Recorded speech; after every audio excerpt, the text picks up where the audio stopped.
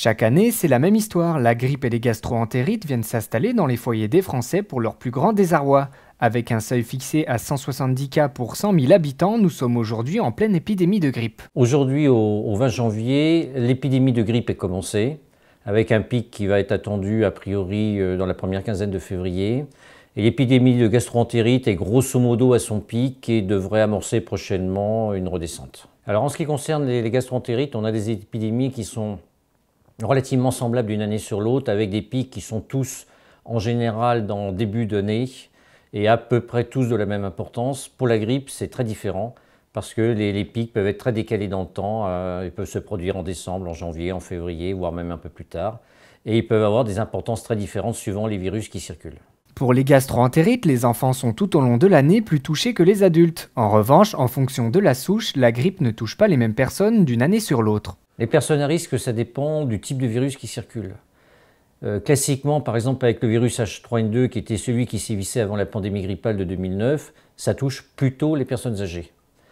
En revanche, celui de la pandémie grippale, le H1N1, touchait des sujets plus jeunes. Et c'est un phénomène assez classique, avec les nouveaux virus, on touche des sujets plus jeunes. Et en fait, depuis, ça dépend si sur l'année considérée, c'est plutôt le virus, par exemple H1N1 ou le virus H3N2 qui est dominant. Il est bien entendu possible de passer à travers ces épidémies. L'hygiène est notamment importante afin de se prévenir de ces maladies. Alors pour les virus des gastro-entérites, c'est essentiellement les mains contaminées.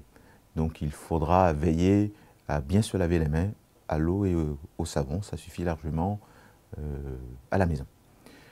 Pour les virus de la grippe, c'est un virus qui est transmis par des gouttelettes, des grosses gouttelettes, mais qui a également une composante, comme on dit dans le jargon, manuportée. Donc il faut également se laver les mains et éviter d'être à proximité.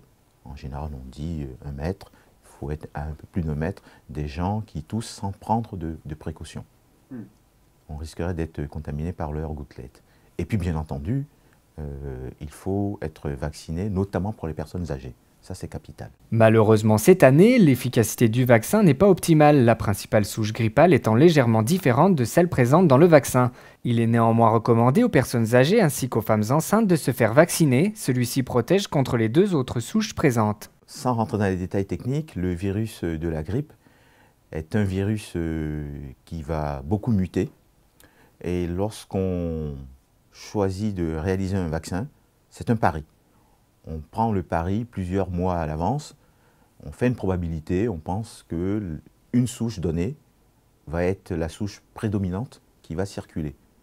Or, le virus, il mute et de temps en temps, on perd ce pari-là. Voilà, donc il y aura toujours des mutations. Et je vous rappelle que les grandes mutations conduisent à des pandémies et les petites mutations conduisent aux épidémies saisonnières. Donc c'est un pari qu'on fait. Donc il marche bien souvent, mais de temps en temps, c'est la vie, c'est la variabilité. Une réaction? Un témoignage? Commentez ce reportage sur dijonsanté.fr.